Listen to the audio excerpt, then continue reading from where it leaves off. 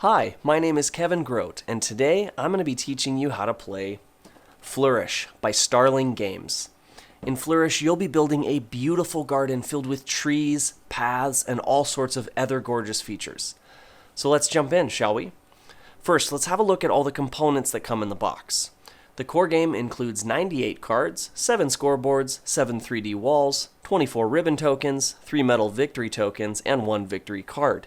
Everything else in your Signature Edition box is intended for use with the expansions, and we'll talk about those later. For the setup, start by giving each player a scoreboard set to 0. If you've just opened your game and haven't assembled your scoreboards yet, you can find a simple graphic showing you how they piece together at the beginning of the rulebook as well as the walls. Speaking of walls, place one wall between each player. Next, shuffle the deck and deal 6 cards to each player face down. Place the deck in the middle of the table and you're ready to begin. I've set up my table simulating a 4-player game. Flourish is played over the course of 4 rounds. During each of these rounds, you'll play 3 cards into your garden, leaving you with a total of 12 cards in your garden at the end of the game. The actual gameplay and rules of Flourish are quite simple. There are no turns. Everyone will act simultaneously. First, you'll choose 1 card from your hand to add to your garden. Place your chosen card face down in front of you. Then you will select 1 card from your hand to pass to the neighbor on your left. Then 1 card from your hand to pass to the neighbor on your right. Your neighbors are the players sitting to your immediate left and right.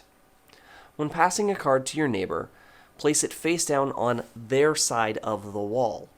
Once everyone has done this, everyone will reveal their played card. Now, draw the 2 cards that were passed to you by your neighbors. Then draw 1 additional card from the top of the deck. Now repeat this process until you've played 3 cards in front of yourself. Once you've played 3 cards, the round will end and you'll score your cards that have an end-of-round scoring ability.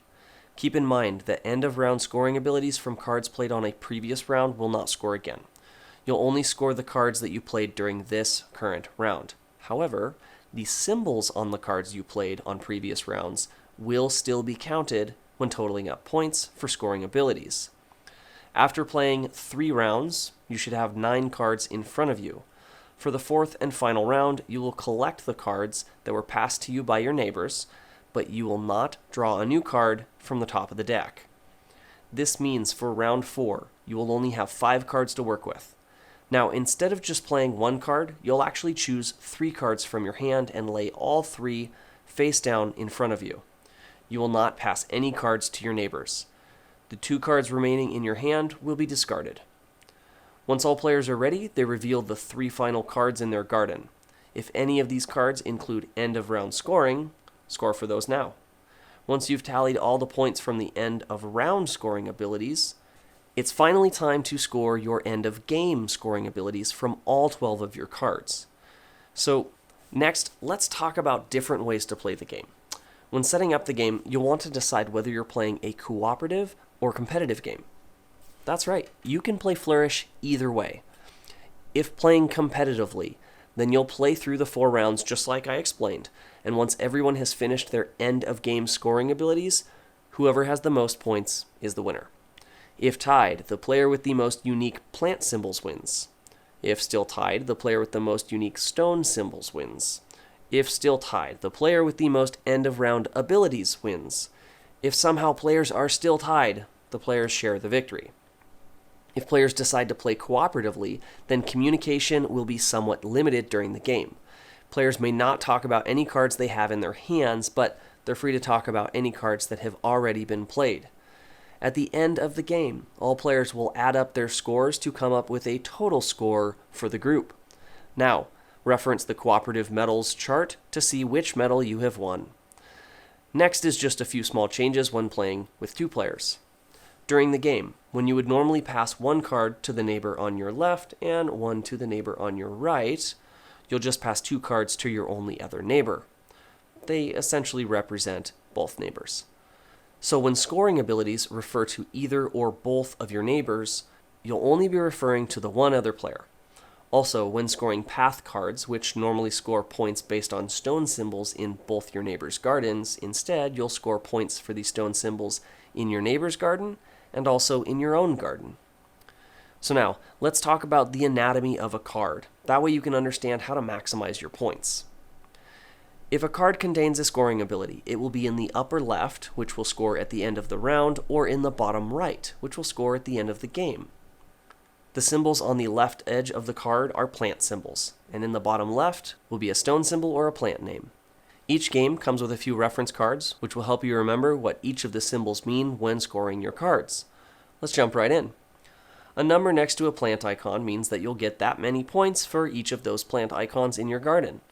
If a card shows two different plant icons next to numbers, you'll get to score points for both of those plant types. However, if there are two plant icons but they're separated by a line, then when it's time to score, you must choose which of the two types of plant icons you're going to score for. The plant icon you do not choose will not gain you any points.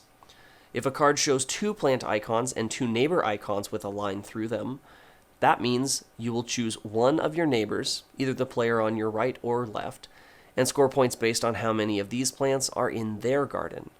This one here means you will receive 6 points if you have an equal number or more of the indicated plant type than either one of your neighbors. This one means that you'll receive 9 points, but you must have an equal number or more of the indicated plant type than both of your neighbors. When comparing if you have an equal number or more than your neighbors, you must have at least one of the indicated plant type to qualify. This one here means that you'll receive 9 points if you have at least 5 of any one plant type in your garden. This one gains you 9 points if you have one or more of each different plant type in your garden. Earlier, I mentioned the stone symbols that are sometimes present in the bottom left corner of a card.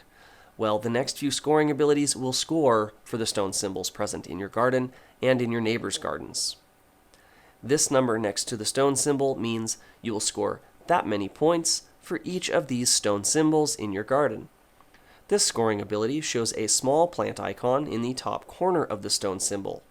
You'll score this many points for every matching stone symbol that also has the matching plant icon.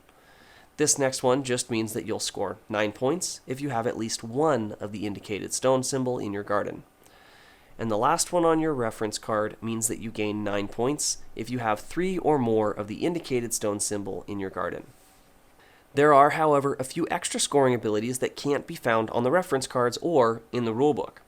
However, with what we know of the different icons, we can easily figure out what they mean.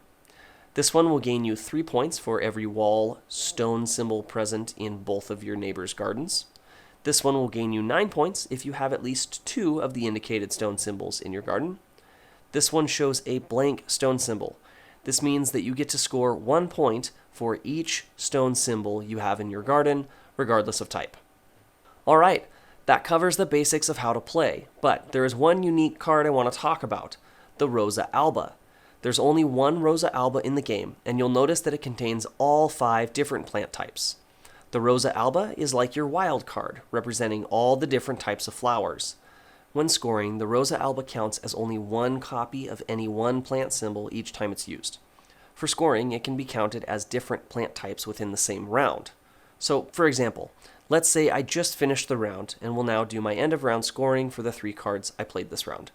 First, I count up all the mushrooms I have in my garden and score 1 point for each. My Rosa Alba counts towards this total. Next, I count up all the green leaves I have in my garden and compare it to my neighbors. I have 2, but because I can count my Rosa Alba, I have a total of 3. My neighbor to my left has 3 green leaves, and my neighbor to my right has 5. Because I have an equal number of green leaves as one of my neighbors, I can gain the 6 points. Finally, I will count up all my roses and gain 1 point for all of them, along with 1 point for all my green leaves. However, I can only count my Rosa Alba as one of these plant symbols. Although it can be counted as different plant types during the same scoring round, it can only be one plant type for each scoring ability. The core rules also offer a few variants, including solo mode, all of which can be found in your rulebook. Okay, now that we've covered the core game, let's jump into the Friends and Follies expansion. The expansion comes with 15 friend mini-cards, 35 3D Folly buildings, and 1 victory plaque. You may play with either or both of these expansions at the same time. Playing with the Friends expansion is simple. During the setup, randomly deal 2 friend cards to each player face down. Players may look at them, but they should be kept secret during the game. After the end game scoring, each player will reveal their 2 friend cards. Then each player gets to score for only 1 of their friend cards. The Follies expansion adds 3D buildings to your garden. During the setup, each player will be given 5 Follies, 1 of each color. At the end of each round, you'll have the opportunity to place these Follies onto cards in your garden. Each card may only hold 1 Folly, and Follies will score at the end of the game for cards they are adjacent to or cards they are placed on. At the end of each round, before placing Follies, you may also choose to rearrange cards that were placed during this round. When placing Follies, they must be placed onto a card that contains at least 1 plant icon that matches the plant icon on that Folly. And they must be placed onto cards that were played during the current round. During the 4th round, when placing your final 3 cards, you may choose to place them outside your 3x3 grid adjacent to any of your previously played cards. At the end of the game, your Follies are worth 2 points for each plant type that matches the plant type on the Folly, on the card it was placed on, or on any adjacent cards. Diagonal cards are not considered adjacent. Adjacent cards that do not contain any plant icons are worth 3 points instead of 2. You may place any Folly on the Rosa Alba card, and every Folly that is adjacent to the Rosa Alba may count it towards their score. Each Folly that you are unable to place is worth -5 points. To give you an example, this is the Mushroom Folly, and there are 3 mushroom icons adjacent to and on its card. That's 6 points, plus the 3 points for the adjacent card that has no plant icons, making this Folly worth a total of 9 points.